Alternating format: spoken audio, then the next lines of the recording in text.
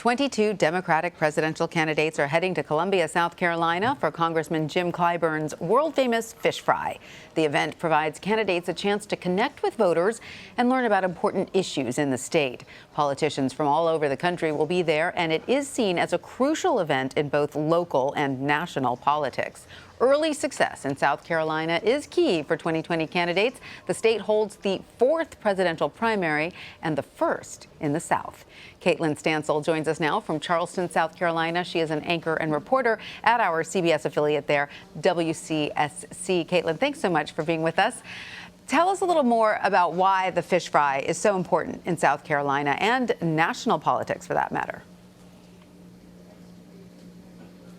Well, I think, first of all, the fish fry is so important because this is really one of the first big events on the Democratic presidential campaign trail, the calendar for these candidates. And we're seeing some of that importance with just how many of these candidates have confirmed they're going to be there tomorrow evening. 22 out of this large field of Democratic candidates. Just to give you some background on this event, this is an event started by Congressman Jim Clyburn, originally to thank his campaign workers, but also to give everyday folk the opportunity to go and mingle with potential presidential candidates when they couldn't otherwise afford to go to the South Carolina Democratic Party dinner. So those are parts of why this event is so important, but also on a national perspective, a lot of people are going to be watching this event because these candidates, first of all, are going to have the opportunity to mingle one-on-one with voters here in South Carolina ahead of the primary in February. And the host, Jim Clyburn, he is one of South Carolina's most powerful Democrats, and his endorsement is coveted among these candidates. So I think a lot of political analysts, the Democratic Party, the Republican Party, they're all going to have a very watchful eye on this event to see how he interacts with these candidates, especially Joe Biden, since he is leading the polls. And which issues are South Carolinians most concerned about in this election cycle?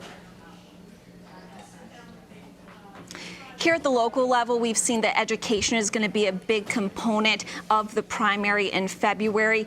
Just about 2 months ago, thousands of teachers here in South Carolina descended on the State House in Columbia, rallying for change in their classrooms. Part of that rallying cry is for a pay increase, but also smaller class sizes, not as much testing, and that's just a few of the items that they are wanting to see changes with. And while that event was focused on the state legislature, I think these educators are also going to be looking to these presidential candidates when it comes to February for the primary, heading to the polls for that, to see how they are responding to this outcry from educators, not just here in South Carolina, but really across the country at this point. And then another issue, I believe, that South Carolina is uniquely situated to have an opinion on, really, is gun reform. Just this week, we celebrated, or not celebrated, but we marked the 4-year anniversary of the Mother Emanuel AME church shooting. And what we've seen from our representatives is they are pushing for reform, especially with the Charleston loophole, the background check gap that allowed that shooter to purchase a gun and kill those 9 parishioners. So I believe that South Carolina is putting a lot of importance on gun reform, especially in that aspect of this. And lastly, I think South Carolina voters, especially here in the Low Country and along the coast, they are looking towards these candidates and how they respond to environmental issues when it comes to offshore drilling and oil and gas exploration off our coastline.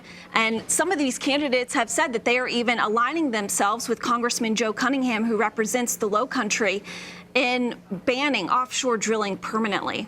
Very interesting. All right, so Caitlin, is there hope among Democrats that they will be able to turn the state blue in 2020? I think we are seeing some of that hope, especially this week with Joe Biden saying that he believes he can beat out Trump in South Carolina. This is a state that is deeply red, but I think some of that hope is coming from Congressman Joe Cunningham's win of the 1st South Carolina congressional district here.